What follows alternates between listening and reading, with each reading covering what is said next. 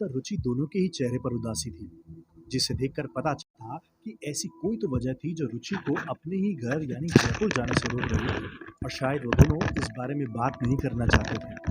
रुचि की आंखों में आंसू थे। डॉक्टर अमित अपनी पत्नी को इस तरह दुखी देखकर काफी परेशान हो रहे थे। रुचि ने रोते हुए डॉक्टर अमित की तरफ देखा और फिर धीरे से कहा, बांझ हूं ना मैं अमित, बच्चा पैदा नहीं कर सकती। वहां पर भी इस बात के लिए लोग मुझे ताने दे देकर परेशान करते हैं। अमित अपनी पत्नी की बात सुनकर काफी दुखी थे। उन्होंने रुचि को समझाते हुए कहा, प्लीज रुचि, दोबारा ऐसा कभी मत कहना और ये शब्द अपने लिए कभी यूज मत करना यार। अगर हम बच्चा पैदा नहीं कर सकते तो इसमें हमारी गलती थोड़ी ना है। रुचि अपनी जगह से उठकर खिड़की से बाहर दिख रही थी। उसके चेहरे पर उदासी थी। शादी के 8 साल बाद भी कोई औलाद ना होने का दुख रुचि के चेहरे पर साफ देखा जा सकता था। लेकिन डॉक्टर अमित को अपनी पत्नी से कोई शिकायत नहीं थी।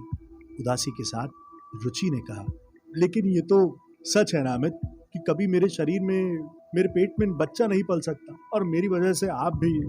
डॉक्टर अमित ने आगे बढ़कर रुचि के होठों पर अपना हाथ रखा और उसे आगे कुछ भी कहने को मना कर दिया। प्लीज ऐसा कभी मत कहना, तुम पत्नी हो मेरी। कोई बात नहीं, अगर तुम मां नहीं बन सकती तो हम एक बच्चा गोद ले लेंगे। रुचि ने उम्मीद के साथ डॉक्टर अमित की आंखों में देखा और फिर चेहरे पर हल्की सी मुस्कुराहट के साथ पूछा, क्या सच में अमित? लेकिन हमारी फैमिली? डॉक्टर अमित ने रुचि की बात को बीच में ही काट दिया और उसे समझाया, फैमिली को मैं मना लूंगा, इसके लिए परेशान होने की क्या जरूरत है। रुचि एक बार फिर बड़े प्यार से अपने पति डॉक्टर अमित के गले से लग गई। अमित अपनी पत्नी से बेहद प्यार करते थे।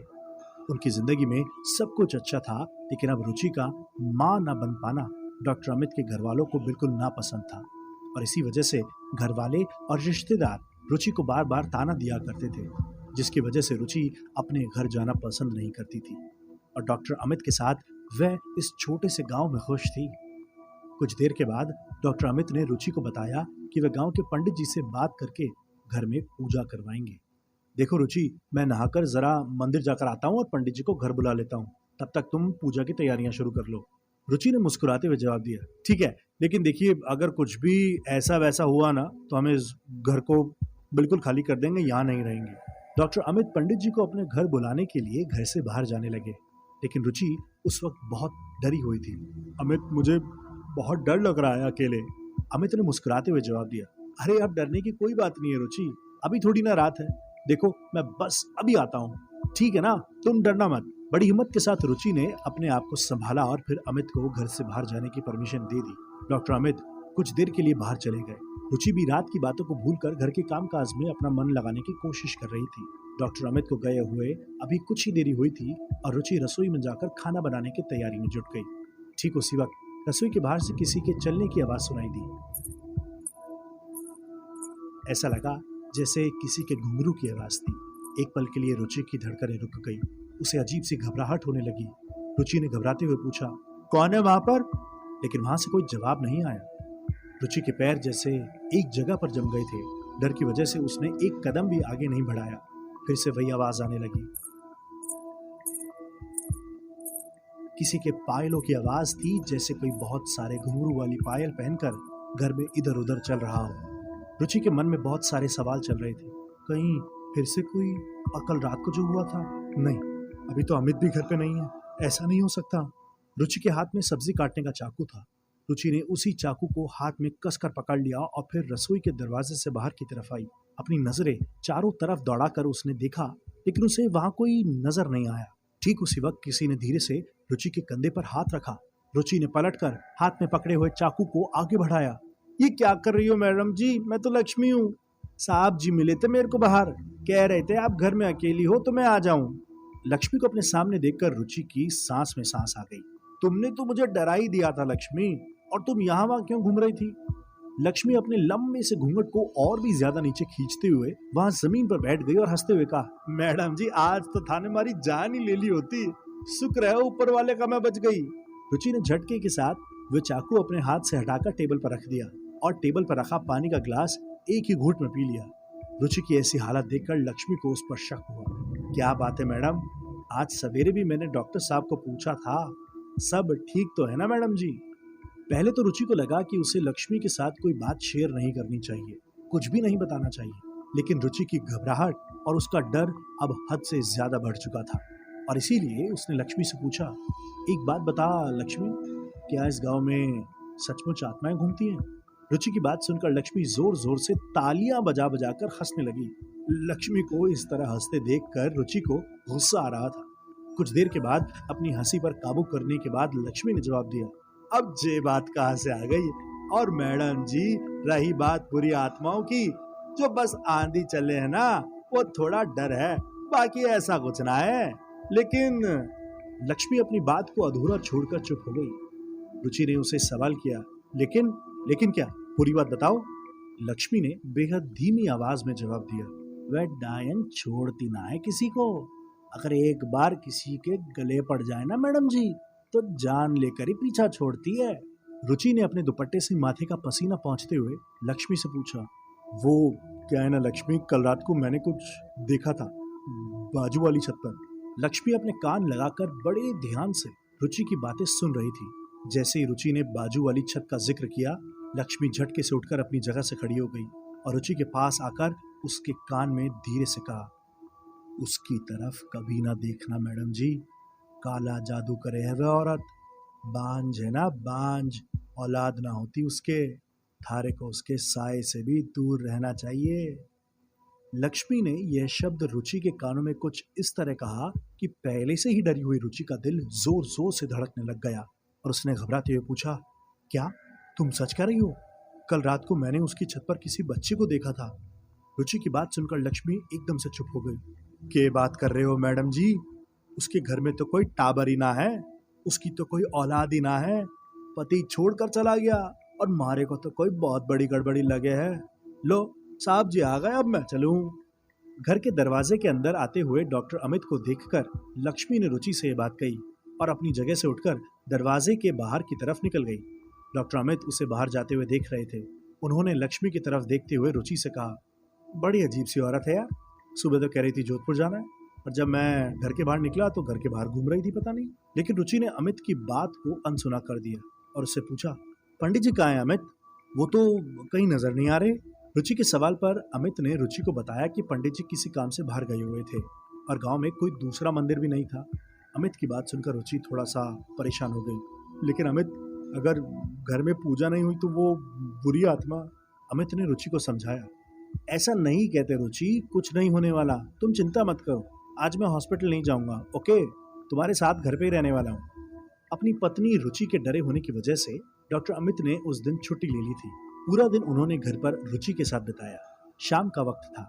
डॉक्टर अमित अपना काम करने में बिजी थे। ठीक उसी वक्त उन्हें अंदर अपने बेडरूम से किसी चीज के जोर से गिरने की आवाज आई और रुचि की चीख सुनाई दी।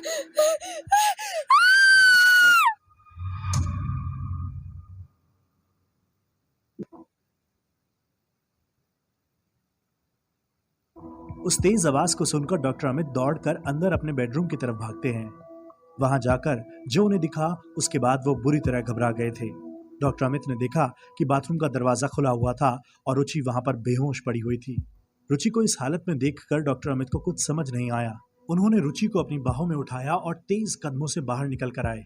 रुचि को बेड पर लिटाकर डॉक्टर अमित ने पास ही टेबल पर रखे पानी के गिलास से पानी लिया और रुचि के चेहरे पर पानी के छींटे डालते हुए कहा, रुचि उठो, उठो रुचि, क्या हुआ है तुम्हें? सब ठीक है ना? लेकिन अभी रुचि होश में नहीं थी। रुचि की ऐसी हालत देखकर अमित को अब कुछ अजीब सा महसूस होने लगा था।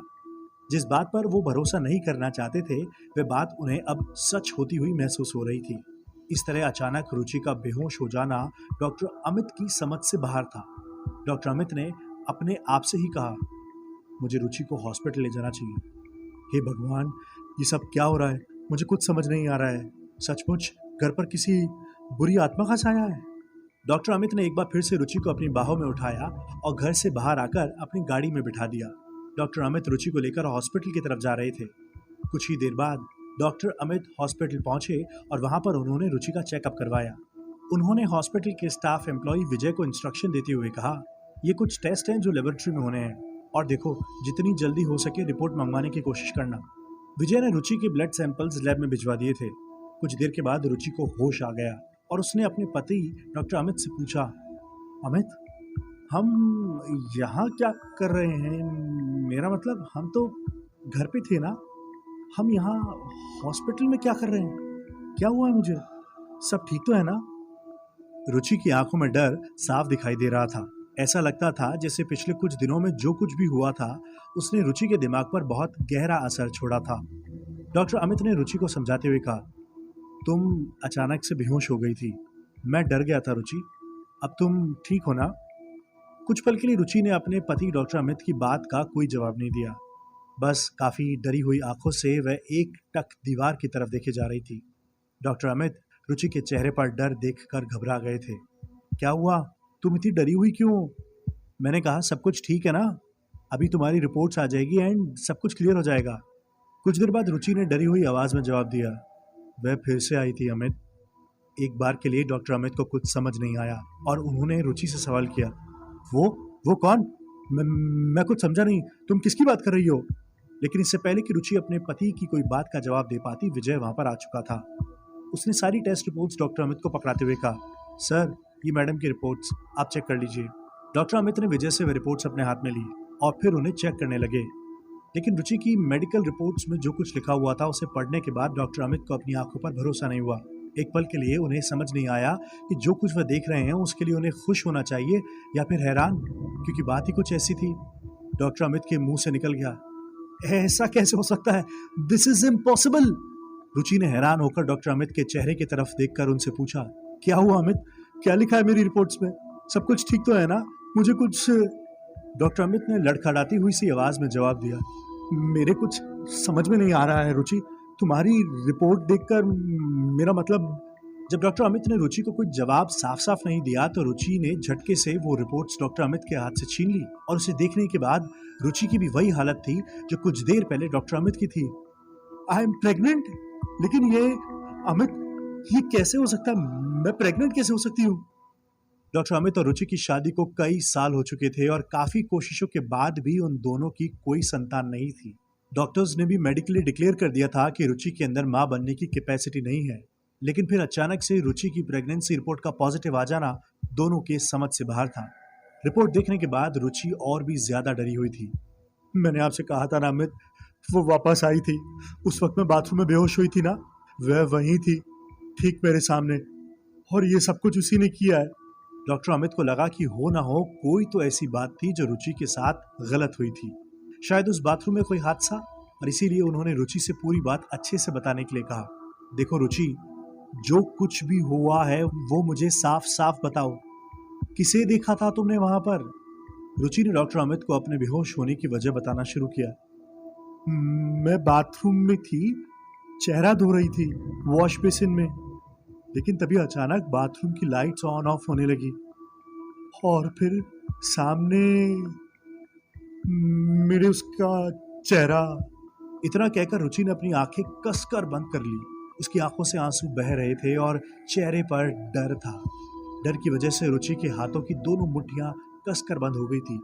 रुचि की आधी अधूरी बात डॉक्टर अमित को समझ तो आ रही थी, लेकिन वह सब कुछ जानना चाहते थे। रुचि की बात सुनने के बाद वे बुरी तरह से घबरा गए थे। कैसा कैसा चेहरा रुचि? कौन था वहां पर? किसकी बात कर रही हो? लेकिन डॉक्टर अमित को रुचि की तरफ से कोई जवाब नहीं मिला। डॉक्टर अमित ने तेज आवाज में फिर से सवाल किया, रुचि मैं तुमसे बात कर रहा हूँ, कौन था वहां? किसका चेहरा देखा तुमने? लेकिन इस बार भी रुचि ने डॉक्टर अमित की किसी भी बात का जवाब नहीं दिया। उसकी आंखें अभी तक बंद थी। डॉक्टर अमित को कुछ अजीब सा लगा। वो रुचि के करीब आए और उसके कंधे पर हाथ रखकर उन्होंने फिर से सवाल दोहराया, रुचि तुम ठीक हो ना? बताओ मुझे। ठीक उसी वक्त कुछ अजीब सा हुआ। रुचि ने झटके से अपनी आंखें खोली, लेकिन जैसे सब कुछ बदल गया था। रुचि की आंखों का रंग गहरा हरा था। उसकी आंखें बिजली के बल्ब की तरह तेज चमक रही थी। उसके चेहरे के हाव भाव काफी अजीब हो चुके थे, बेहद डरावने, और उन डरावनी नजरों से उसने डॉक्टर अमित के चेहरे की तरफ देखा और खौफनाक आवाज में जवाब दिया, दूर हट जाओ मुझसे। मैं इस दुनिया में वापस आऊंगी, जरूर आऊंगी। और फिर एक डरावनी हंसी से डॉक्टर अमित का केबिन गूंजने लगा। डर की वजह से डॉक्टर अमित झटके से रुचि से दूर हट गए। उन्होंने अपने कानों पर हाथ रख लिया था और उसकी आंखें बंद हो चुकी थी। लेकिन कुछ ही सेकंड्स के बाद सब कुछ पहले की तरह नॉर्मल हो गया। डॉक्टर अमित ने डरते हुए जैसे ही आंखें खोली, उनके ठीक सामने रुचि खड़ी हुई थी। क्या हुआ अमित? आप खुश नहीं हैं? अमित, हो सकता है ना मेरी प्रेगनेंसी चमत्कार हो। जिंदगी बहुत अच्छी हो जाएगी इस बच्चे के आने से। हम यही तो चाहते थे अमित। क्या हुआ? आप कुछ बोल क्यों नहीं रहे अमित? अमित ने बड़ी मुश्किल से अपने आप को संभालने की कोशिश की और अपने माथे से पसीना पोंछते हुए कहा, रुचि, मैं ये सोच रहा था हमें घर चलना चाहिए। हम घर चलकर बात करें इस बारे में। रुचि को देखकर पता चल रहा था कि कुछ देर पहले जो कुछ भी हुआ था उसे उसके बारे में कुछ भी याद नहीं था। वो एकदम नॉर्मल बिहेव कर रही थी, लेकिन डॉक्टर अमित का दिल जोरों से धड़क रहा था। वे समझ गए थे कि कुछ तो हुआ है, कुछ ऐसा जो उनकी समझ से परे है। डॉक्टर अमित अपनी पत्नी रुचि को घर लेकर वापस आ गए थे। रात बीत चुकी थी। रुचि को देखकर लग रहा था कि अब उसके दिल में डर जैसी कोई बात नहीं है। सुबह तक उस घर में रहने के नाम से भी डर रही रुचि अब बिल्कुल ठीक ठाक सी लग रही थी। लेकिन रुचि का बिहेवियर डॉक्टर अमित को काफी अजनबी सा लग रहा था।